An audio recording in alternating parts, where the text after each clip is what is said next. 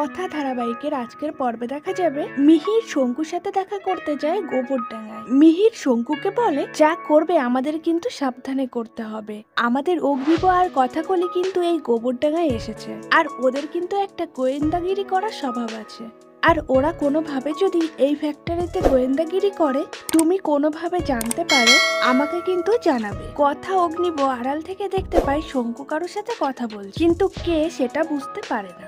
শঙ্কু মিহিরকে বলে, আপনি চলে যান স্যার, আমি এই দিকটা দেখে নিচ্ছি, এই দিকে কোনো খবর হলে আমি আপনাকে জানাবো।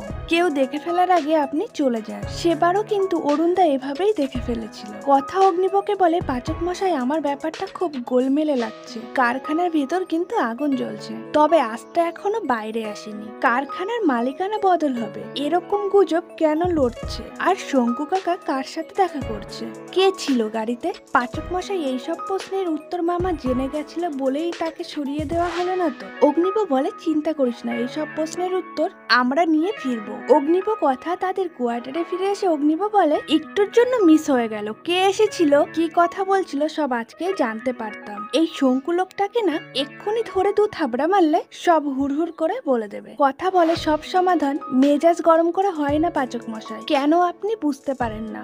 দেখুন, শঙ্কু কাকার সাথে কে দেখা করতে এসেছিল সেটা শঙ্কু কাকার থেকেই জানতে হবে, আর তার জন্য অন্য একটা বুদ্ধি করতে হবে। কথা রান্না করতে করতে আপন মনে বলে, কর্তা দাদু তাদের কর্মচারীদের জন্য কত ভাবে, কত কি করে, আর এইদিকে কয়েকজন কর্মচারী তলায় তলায় এত বড় ষড়যন্ত্র করছে, এত বড় বিরোধিতা করছে, আর ষড়যন্ত্র এত বড় হয়ে গেছে যে আমার মামাকেও খুন করতে হলো। অগ্নিব বলে, এখানে কি গরম। কথা বলে, কি দরকার ছিল আপনার এখানে আসার? কোনোদিনও এসি ছাড়া ঘুমিয়েছেন গরমে? আর এখানে যে কটা দিন থাকতে হবে এসি ছাড়াই থাকতে হবে। বারবার তো বলেইছিলাম, আপনি এক কাজ করুন, বাইরে বেশ হাওয়া দিচ্ছে, বাইরে গিয়ে বসুন, আপনার কষ্টটা একটু কম হবে। অগ্নিব বলে, আমি তোকে বলেছি আমার অসুবিধা হচ্ছে। কথা বলে, মুখে বলেননি তো ঠিকই, কিন্তু বুঝতে পারছি। অগ্নিব বলে, কি রান্না করছিস তুই? কথা বলে, সিদ্ধ ভাত, আর তো কিছু নেই। অগ্নিব বলে, তুই এখানে বস, আমি রান্না করছি, হাত তো পুড়িয়ে এসেছিস ওখান থেকে। কথা বলে, আপনি চিন্তা করবেন না, আমি করে নেব, কিন্তু আপনি সিদ্ধ ভাত খেতে পারবেন তো?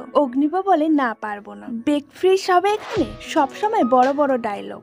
যা করছিস কর, এক কাজ কর, ভাত আর আলুটা একসঙ্গে বসিয়ে দে, নামানোর আগে একটু তেল দিয়ে দিবি, তাহলেই হয়ে যাবে। এরপর দেখা যায় তিমির ফোন করে অগ্নিবকে বলে, কি অবস্থা গোবরডাঙ্গা, সব ঠিক আছিস তো? অগ্নিব বলে, না ছোটকা, কোনো কিছু ঠিক নেই, গোবর দেবী আমাকে জ্বালিয়ে মারছে। তিমির বলে, তার মানে ঠিক আছে, ও তোকে জ্বালাচ্ছে মানে তুই একদমই ঠিক আছিস। কথা তো আর এমনি এমনি জ্বালায় না, নিশ্চয় তোকে কোনো কাজ বলেছে, সেটা তুই করছিস না। নূপুর কথাকে বলে, পড়াশোনা কেমন চলছে? অগ্নিবকে দেখে আবার সবকিছু ভুলে যাচ্ছ না তো?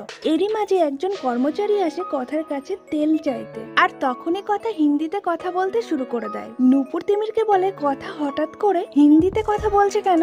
অগ্নিব বলে, দিলি তো কাকিয়ার কাছে কেস খাইয়ে, হিন্দিতে কথা বললি কি হবে এবার? কি বলবো আমি জিজ্ঞাসা করলে? কথা বলে, আপনার কাছে তো উত্তর তৈরিই থাকে। অগ্নিব বলে, কি উত্তর থাকবে শুনি? কথা বলে, বলবেন গোবর দেবী গোবরগিরি করছিল। পর কথার ভাতের হাড়ি ধরতে দেখে অগ্নিব বলে, জানিস, ছোটবেলায় যখন বেড়াতে যেতাম, মা আমাকে বাইরের খাবার খেতেই দিত না, নিজেই সব রান্না করত। তখন মাকে দেখেছি গরম বাসন এইভাবে কাপড়ে পেঁচিয়ে নামাতেন। মাঝে মাঝেই অজান্তের মায়ের এক একটা ঘটনাগুলো মনে পড়ে যায়। কথা আপন মনে বলে, মা আনন্দে যার জীবনে তার মা এভাবে জড়িয়ে আছে, প্রতিপদে উনি মায়ের অভাব বোধ করেন, তুমি ওনার মাকে ফিরিয়ে দাও। এরপর দেখা যায় বিশ্বাস বাবুর বাড়িতে যায় চিত্রা আর মিহির, আর সেখানেই একজন ঘন্টা দেওয়া একজন মহিলা চিত্রার সাথে ধাক্কা খেয়ে মাটিতে পড়ে যায়। চিত্রা বলে, আপনার লাগেনি তো? ঘন্টা দেওয়া মহিলা বলে, আপনি ঠিক আছেন তো, আমার কিছু হয়নি। চিত্রা মনে মনে বলতে থাকে, কি হলো, মুখের আদল, গলার স্বর, সবটা যেন চেনা চেনা লাগছে। এরপর সেখানে বিশ্বাস বাবু এসে বলেন, কি চাই তোমার, এখানে ঘুরঘুর করছো কেন, যাও ভেতরে যাও। প্রান্তিক এসে বলে, সবসময় তোমার কথা শোনার ধান্দা তাই না, বেরো এখান থেকে। সেখান থেকে চলে যাওয়ার পর সেই মহিলা আপন মনে বলে, ঠাকুর তোমার পায়ে ফুল দেব বলে ফুল কোড়াতে গেছিলাম, সেটার জন্য আমাকে এতগুলো কথা শুনতে হলো। তিনি কাঁদতে কাঁদতে বলেন, আমাকে কেন তুমি সব পুরনো কথাগুলো মনে করিয়ে দাও না কেন বলো তো? পুরনো কথাগুলো মনে পড়লে আমি তো সেখানে চলে যেতাম, এত কথা তো আমাকে শুনতে হতো না বলো। এরপর দেখা যায় চিত্রা বিশ্বাস বাবুকে জিজ্ঞাসা করেন, এইমাত্র যে মহিলার সাথে আমি ধাক্কা খেলাম উনি কে? বিশ্বাস বাবু বলেন আমার বাড়ির কাজের লোক। চিত্রা বলে একটা অদ্ভুত ব্যাপার, ওনাকে না অনেকটা চেনা চেনা লাগছে। প্রান্তিক বলে আমাদের বাড়ির কাজের লোককে আপনার চেনা চেনা লাগছে। মিহির চিত্রাকে বলে কেন তুমি এসব উল্টো পাল্টা কথা বলছো, কাজের কথাই এসো। মিহির বিশ্বাস বাবুকে বলেন আমাদের অগ্নিব আর কথা কলি কিন্তু গোবরডাঙ্গাতে এসেছে। ওরা যদি আশেপাশের মানুষদের সাথে কথা বলে বা যদি খোঁজ খবর নেয় তাহলে ওরা জেনে যাবে অরুণের মৃত্যুটা অ্যাক্সিডেন্ট নয়, খুন। আর সেটা জেনে গেলে বিশ্বাস বাবু বলেন তাতে কি হয়েছে, কে খুন করিয়েছে বা কারা খুন করিয়েছে সেটা জানতে জানতে ওই গুয়ো ফ্যাক্টরি আমাদের হাতের মুঠোয় চলে আসবে। মিহির বলে সেটা হলে তো খুব ভালোই হয়। প্রান্তিক প্রচন্ড উত্তেজিত হয়ে বলে কথা যদি এবার কোনো রকমের বাড়াবাড়ি করে তাহলে আমি ওই কথাকে শেষ করে দেব, এটা আমি তোমাদের সবাইকে বলে দিলাম। এরপর দেখা যায় শঙ্কু তার লোকজনকে বলে কালকে হচ্ছে ইউনিয়নের 25টা দিবস, কালকে কারখানার সমস্ত শ্রমিককে বলবি আমার সাথে দেখা করতে, আর কারখানার ভেতরে বাইরে ভালো করে নজর রাখবি। কথা অগ্নিবর হাতে ফোসকা পড়া দেখে অগ্নিবকে বলে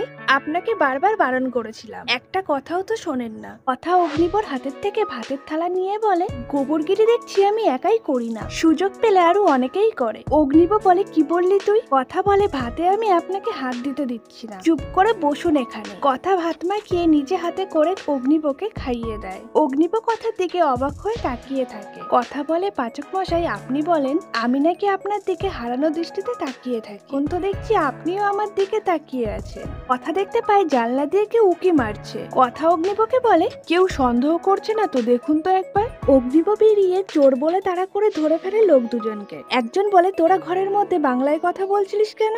কথা বলে আগে যেখানে কাজ করতাম সেখান থেকেই বাংলা কথা শিখেছি, তাই মাঝে মাঝে বাংলাও বলতে পারি। অগ্নিব বলে কেন তোমরা কি কোনো কাজে এসেছিলে? শঙ্কুর লোকজন বলে কাল ইউনিয়নের 25টা দিবস, কালকে ইউনিয়ন রুমে আসবি আর শঙ্কুদার সাথে দেখা করবি। এরপর কথা অগ্নিবকে বলে নজর রাখছে পাচক মশাই, দেখুন আমাদের যা করার খুব তাড়াতাড়ি করতে হবে, এইভাবে বেশি দিন লুকিয়ে থাকতে পারবো না, ধরা পড়ে যাব আমরা, কালকের মধ্যে যা করার আমাদের করে ফেলতে হবে। অগ্নিব বলে কি করার জন্য ভাবছিস তুই? কথা বলে যেটা ভাবছি তার জন্য অঙ্কিত তার জুনি প্রত্যয় সবাইকেই লাগবে, কিন্তু তার আগে শঙ্কু কাকার বিশ্বাস জিততে হবে, তারপরেই যা জানার জানতে হবে। পরের দিন সকাল হতেই শঙ্কু কারখানার সব শ্রমিকদের বলে আমরা কারখানায় কেউ কোনো কাজ করব না, কারখানার মালিকের আমরা বদল চাই, পুরনো মালিক আমাদের সেভাবে দেখভাল করে না, কারখানায় নতুন মালিক এলে আমাদের মাইনেও যেরকম বেড়ে যাবে সেরকম আমাদের খেয়ালও রাখবে। অগ্নিবকে বলে দেখছেন পাচক মশাই শ্রমিকদের কিরকম বোকা বানাচ্ছে।